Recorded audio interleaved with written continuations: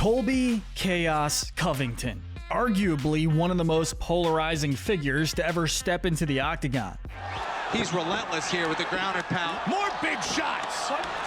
Colby Covington wins his UFC debut. With a background in wrestling, he seamlessly transitioned to the top of the MMA world.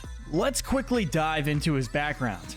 Covington was born in Clovis, California on February 22nd, 1988. He stands at 5 feet 11 inches and weighs 170 pounds. His family moved from California to Oregon when he was 8 years old. His father was a wrestler, and he soon followed in his footsteps. As a wrestler at Thurston High School in Springfield, Oregon, Covington lettered all 4 years and won the state championship as a senior in 2006. He committed to Arizona State University, but his test scores were not up to par.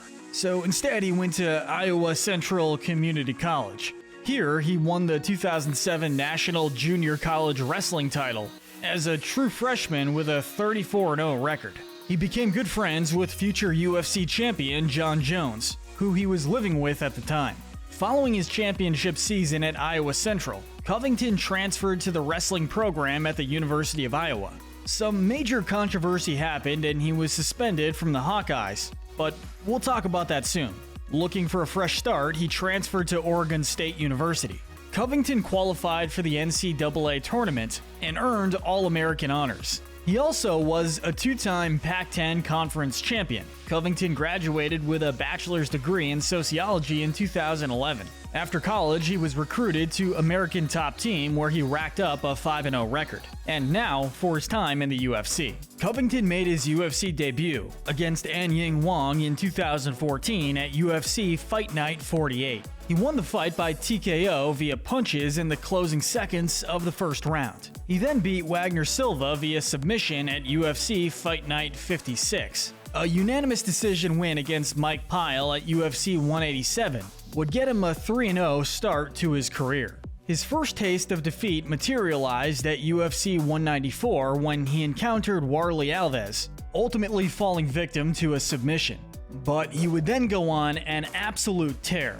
He would win his next 5 matches, including this knockout win against Max Griffin at UFC 202.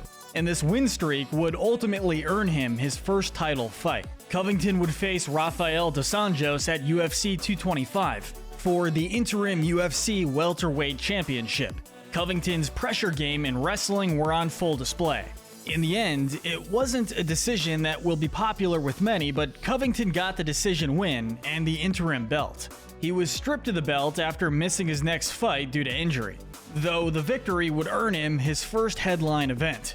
Covington faced Robbie Lawler in the main event of UFC on ESPN 5. He won the fight via lopsided unanimous decision, setting a record for the most strikes thrown in a UFC bout with 541. He would headline every event from here on out, with the next being against Kamaru Usman for the UFC welterweight championship at UFC 245. In the third round, Covington had his jaw broken, and he would be finished by technical knockout in the 5th round. He headlined UFC Fight Night 178 against his longtime rival Tyron Woodley, after dominating his opponent for 4 rounds.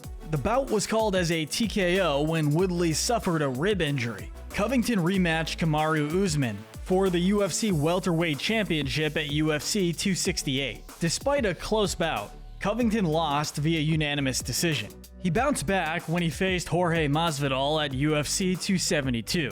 He used his dominant wrestling, pressure, and crafty striking to wear out Masvidal, ultimately winning the fight via unanimous decision. Now a brief look at his contracts and earnings. Colby has recently become one of the highest paid UFC fighters, but it wasn't always like that.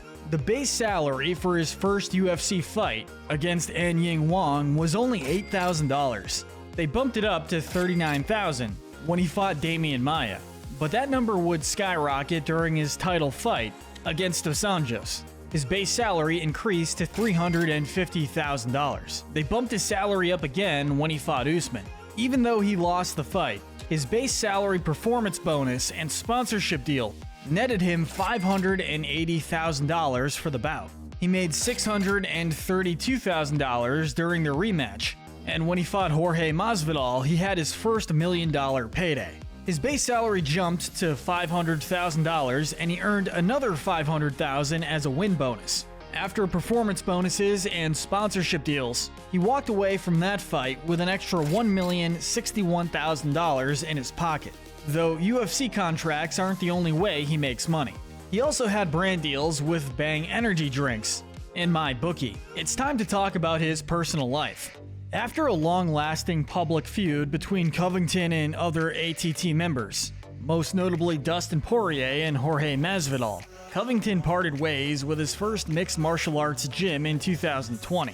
He now trains full-time at MMA Masters in Miami, Florida. Outside of fighting, he likes to partake in politics. He's become close with Donald Trump and Donald Trump Jr., and they'll occasionally show up to support him at his fights. And after winning the welterweight championship, he presented Trump with the title at the White House. When fighting in Vegas, he likes to live lavishly and usually rents out mansions. Ahead of the Jorge Masvidal fight at UFC 272, he rented out this house complete with a game room, cinema, and in-ground pool. Now for some moments that caused some waves in his career. Back in 2008, Colby was arrested for DUI and eluding police, trying to get back home to his college apartment. His blood alcohol level was more than 3 times the legal limit, and he was suspended from the Iowa program. After transferring to Oregon, police records showed Covington was involved in a fight near campus and was cited for 4th-degree assault. He's also had some controversy since joining the UFC. Following his 2017 bout with Damian Maia in Sao Paulo, Brazil, he called the country a dump and referred to the Brazilian crowd as, quote, filthy animals in the post-fight interview. He faced more backlash when he said this after his win over Lawler. Don't matter if it's a Trump train or the Colby train, get out the way! This was in reference to an accident Lawler's good friend, Matt Hughes, suffered in 2017, where he was permanently damaged when his truck was struck by a train. Despite being criticized by the media, Covington refused to apologize. He continued his trash-talking in the lead-up to the Kamaru Usman fight.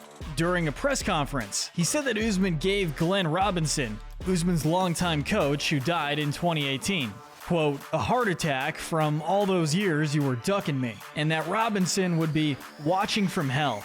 The biggest and most recent controversy came in 2022. Covington was assaulted outside of a Miami Beach restaurant by UFC rival Jorge Masvidal.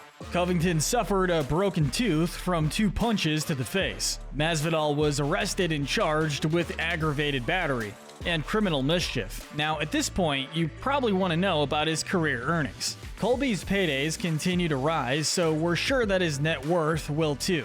Having said that, his total career earnings to date are $3,617,000, and he's amassed a total net worth of $2 million. Thanks for watching.